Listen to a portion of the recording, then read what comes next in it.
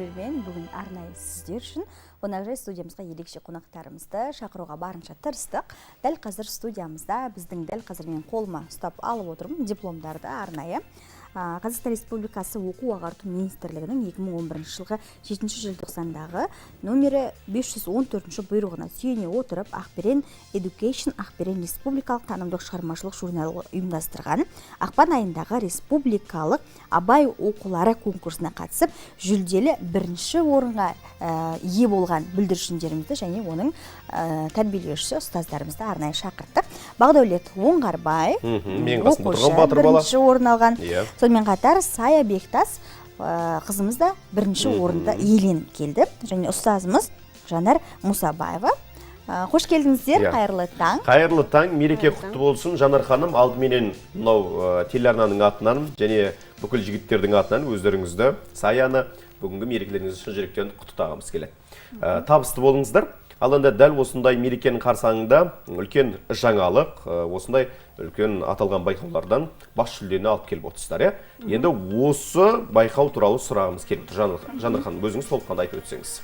Біздің мектептен өзі қаншама балалар қатысты, оқушылар бастауыш сыныптан көптеген орын алды оқушылар. Соның ішіне өзім балам, әрі шәкіртім, әрі мен шәкірт бірінші сыныпта оқиды, мен биыл бірінші класс қой.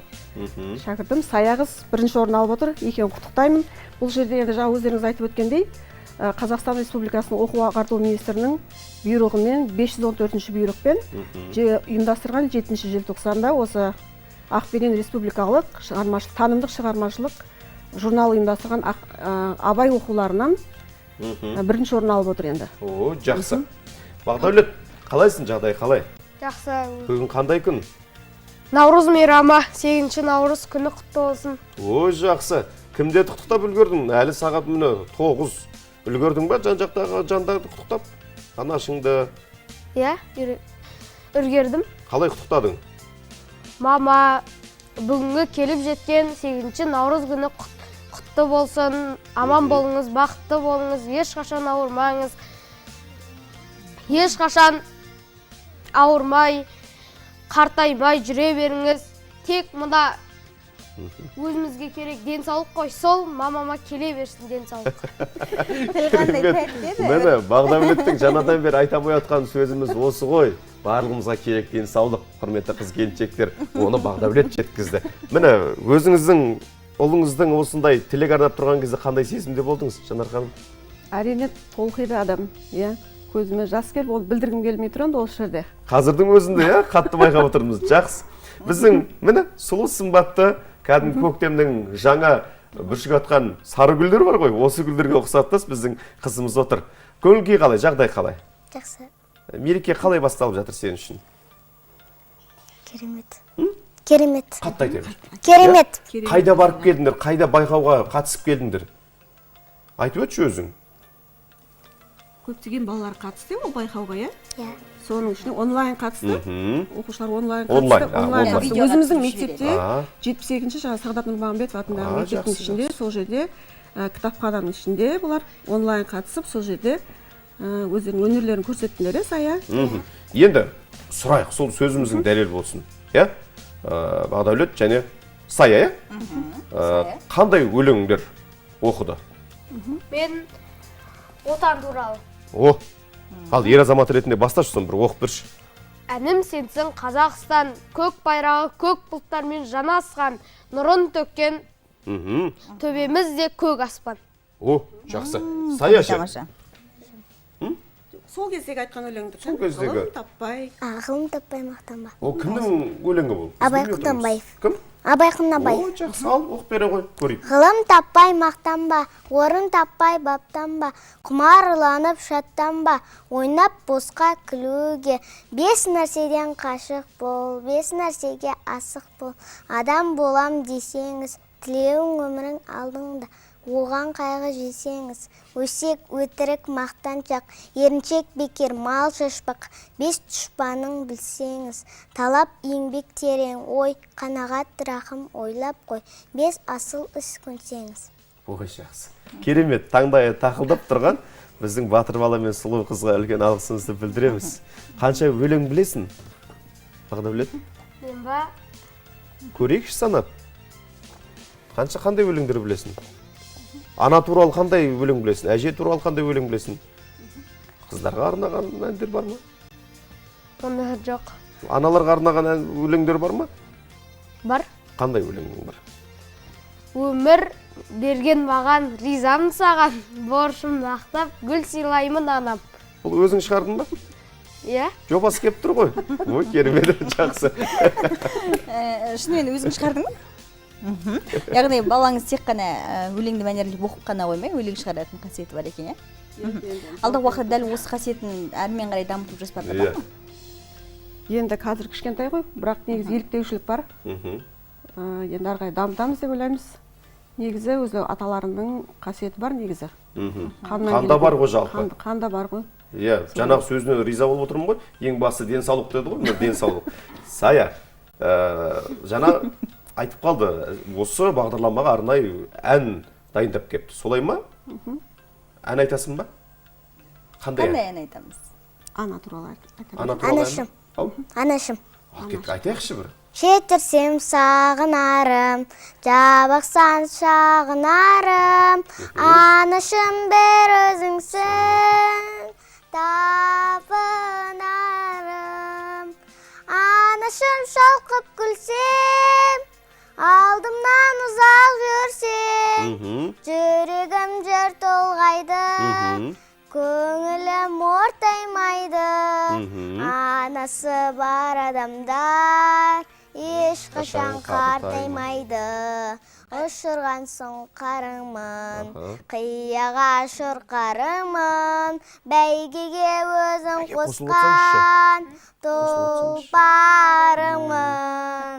Анашым шалқып күлсең, алдымнан ұзақ жүрсем, жүрегім жыр толғайды, көңілім ортаймайды. Анасы бар адамдар ешқашан қартаймайды. Қорғаным өзің деймін, жандауа сөзің деймін. Анашым сен ойласам, көз ілмеймін. Анашым шалқып күлсең, алдымдан ұзақ жүрсең, жүрегім жыр толғайды, көңілім ортаймайды. Анасы бар адамдар ешқашан қартаймайды. Жақсы. Тамаша. Маған арнап тұрғандай маған қарап. Сенен көзін алмай тұр ғой Серғали. Сая, керемет. Өнерің өрге жүзсін. Үлкен биік белесті бағындыруыңа шын жүректен тілектессін. Сая, сен таңғы уақытта кімдерді құттықтадың? Бүгін мереке ғой. Ұстазымды. Ұстазың кім? Жанар Сапарова. Жақсы. Қандай тілек айттың? Мен сізді жақсы көрем, бүгінгі мерекеңізбен. Қарап айтшы, апайыңыз. Мен бүгінгі мерекеңізбен құттықтаймын. Сізді жақсы көремін. Рахмет, үлкен Жақсы, үлкен бақыт қой бұл, шәкірті. Көз қуанышы ұлың дәл осындай әдемі тілек арнап жатса, кез келген ата-ананың төбесі көкке бір ел жетпей тұрады ғой. Иә, жалпы бүлдіршіндерден сұрайықшы енді, әрбір бала кішкентай кезінде кім болуды армандайды? Иә. Кім болуды армандайсыңдар? Мен өскенде полиция болуды армандаймын. Жаңа полицияларды көрдің ба? Сенің алдынан полицияны көрдің ба? Иә, көрдім. Қалай екен? Жақсы маған ұнады. Жақсы ол үшін не істеу керек енді? Полиция болу үшін мен білмей тұрмын, не істеуге болады? Полиция болу үшін адамдарды құтқару керек. Енді құтқарғаншасың біраз адамдарды. Кішкене құтқардым бірақ. Қалай құтқардың? Мысалы, алдым бір рет та. Иә. Айта берсін ойын. Алихан. Алихан деген досым бар еді. Досың болды, иә? Дос болды.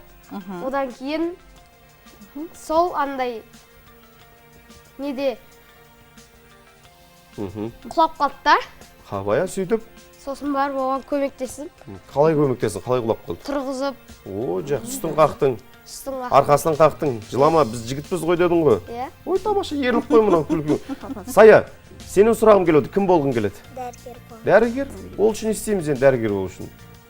Білім аламыз. О, Көп білім оқимыз. аламыз. Иә. Көп оқимыз. О, жақсы. Таңдайы тақылдаған осы кішкентай бүлдіршіндерімізді тіл көзден Алла сақтасын дейміз. Жанар ханым, жалпы бұдан бөлек тағы қандай шәкірттеріңіз бар? Бұдан бөлек Мақтанып тұрып айтатын. Мақтанып тұрып айтатын. Бұл саядан да басқа оқушыларым келе алмады бүгін. Иә. Негізі сыныптан көп оқушылар алды. Менің қасымдағы әріптестерім бар, бастауыш сыныптағы. Ол сыныптардан да 7-8 оқушыдан алғандар бар. Біздің мектептен бастауыш сыныптарынан көп жүлде алды деп ойлаймын. Біздің мектеп алды болып тұрған деп тұрмын енді. О, жақсы. Ақберен жарыстан. Жалпы бұл ортақ жеңіс барлықтарыңыз үшін жеке құттықтаймын, шыны керек. Бүлдіршіндеріміз дәл қазіргі таңда осындай жүлделі орындармен оралып, өзінің мектебінің абыройын қорғап, бірінші орындарды алып жатыр ғой. Бұның барлығы үлкен жетістік, ертең біліп еске аламыз, иә? Осы жолды әрмен қарай жалғастырамыз, Сая, өскенде кім боламыз? Дәрігер деді ғой Жанар. Жоқ, енді одан әрмен енді жаңағы поэзия, өлең оқу деген секілді жалғастырамыз ба? Өлең оқу оңай Жоқ, тек қана дәрігер боламын деп тұр ғой енді Сая. Жақсы. Ал енді осындай шәкірттерді тәрбиелеу үшін сіз тағы да қалай дайындық жүргізесіз бұл жігіттермен? Бір ғана менің ғана жұмысым деп ойламаймын. Бұл жерде ең бірінші жаңа айтып өткендей, біздің мектептің басшысы жаңашыл, білікті, білімді басшымыз бар. Бегмат Нұралиұлы Усманов. Сол кісінің тапсырмалары бар жаңағы. Әртүрлі сайыстарды өткізіп жатамыз біз негізі балалармен. Солар бар, осында конкурстарға қатысу. Әрине ол баланың өзінің талабына да байланысты деп ойлаймын. Мысалы, баланың тілі 3 жасынан бастап шығады ғой. Сол кезден бастап баланың мысалы әженің ертек айтып беруі, баламен сөйлесуі, сұрақ жауап алысу, осының барлығы өскен кезде мектеп қабырғасына келгенде үлкен жаңағы рөлді не деп атқарады ғой, маңызды болады деп ойлаймын. Олардың барлығы өмір жолында үлкен әсер ететіндігі сөзсіз. Жақсы, Жанар ханым, бізге берілген уақытты өз мәресіне таяп қалдық. Әнде айттық, өлеңде шумақ арнадық. Біраз нәрсе Бағдәулеттен сұрағымда келіпті, бірақ енді уақыттың қадірін бізден гөрі ұстаз ретінде сіз жақсы білесіз. Енді бағдарламаның барысында бір ауыз құттықтау болсын. Сіз кімді құттықтайсыз? Мен енді ең бірінші осы өмірге келіп осылай болып жүргеніміз анамыздың арқасында ғой. Дәл мына камераға қараңызшы, көрерменге тіке қарап тұр, ортадағы. Мен ең бірінші дүниеге алып келген анамды құттықтаймын. Дені саулығы мықты болсын. Тек жақсылығын көрейік, бақытты болсын деп тілеймін. Жақсы, рахмет. Сая қызымыз қандай? Тілек жолдайды екен мерекенің қарсаңында. Саяна, камераға қарап қой. Сөйтсе анаңды, әпкеңді барлығын атын айтады. Мен апамды, анамды құттықтаймын. Әпшемді. Ой, жақсы. Әке, сіз бері қарай шақырайыншы. Петлишкін, мынаны ұстап тұрып, айтыңызшы сіз, ер азамат ретінде құттықтауыңыз. Мен өзіме... Мына камераға қараңызшы, мына тіке камераға. Мен анашым айтайын. Анашым, бүгінгі келіп жеткен мерекеңізбен сын жүректен құттықтаймын. Ешқашан ауырмай, ешқашан денсаулығыңыз нашар болмай жүре беріңіз. Әр уақытта білімді ұстаз бола беріңіз. Жақсы. Енді Бағдәулет, сен полиция емес, сен дәрігер болатын сияқтысың ғой. Денсаулықты жиі айтады екенсің. Жарайсың. Жақсы, сіздерге үлкен алғысымызды білдіреміз. Құрметті телекөрермен, әсіресе қыз келіншектер, бізге берілген уақытта. Бір минут айтып өтейінші дейді, әріптестеріме құттықтауым бар еді. Айтып өтіңізші. Енді осы таңғы бағдарламаны пайдалана отырып, мен әріптестеріме бүгінгі бастауыш сыныптың әдемі апайларына, оқу меңгерушісі Раушан Түгелбайқызына сәлем жолдаймын. Және біздің басшымыз Бегмат Нұралиұлы Усмановқа бүгінгі мына шәкірттердің алға шыққаны барымыздың еңбегіміз деп ойлаймын. Және ата-аналарға да құттықтау жолдаймын. Тамаша. Иә, құрметті телекөрермен, бізде бар ақпарат осы. 1,5 сағат бойы бізбен бірге болғандарыңыз үшін алғысымызды білдіреміз. Тағы да бүгінгі мерекемен шын жектен сіздерді құттықтаймыз. Иә, мен қазақ қыздарына қайран қалам деп бабаларымыз жырлағандай, қазақ қызын қалай мақтасақ та, қалай құрмет көрсетсек те жарасады. Халықаралық қыз-келіншектер мерекесі құтты болсын. Отбасыларыңызға амандық, дендеріңізге саулық, жұмыстарыңызға жеміс тілеп отырып, тағы да мерекелеріңізбен құттықтай отырып, бүгінгі мерекелік бағдарламамызды осымен аяқтаймыз. Келесі жерде жолыққанша аман, сау болыңыздар дейміз. Ал, қол бұлғап қойыңыздар бұлай.